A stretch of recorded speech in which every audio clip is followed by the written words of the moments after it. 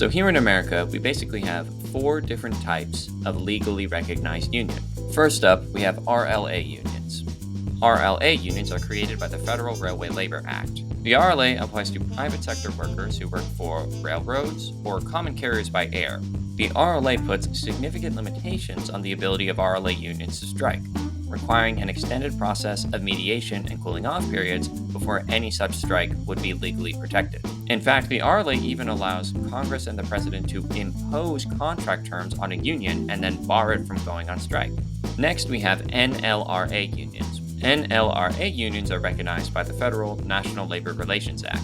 The NLRA applies to all workers in the private sector except those workers in the industry of railroads, common carriers by air, agriculture, and domestic work. Those last 2 are excluded because of straight-up racism. Back in the 1930s, when the NLRA was passed, the people who worked in those fields were often not white, and the Democratic coalition that passed the NLRA was not interested in extending labor rights to them.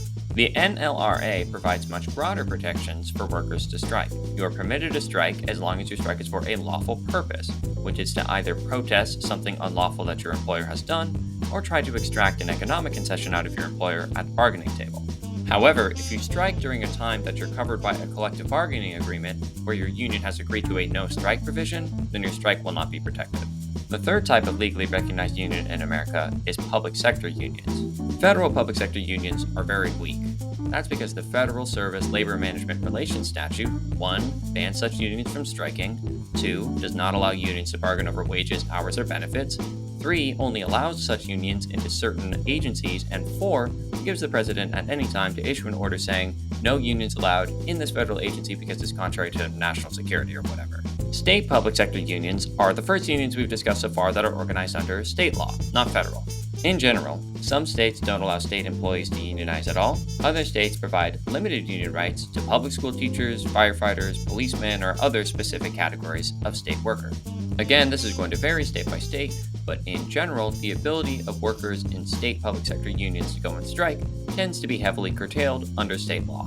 Lastly, we have state law private sector unions. These unions are recognized by state laws that fill in the holes of the NLRA, extending organized labor rights to workers in the agricultural or less commonly domestic worker fields. Only about 14 states provide for state law private sector unions, almost always agricultural unions.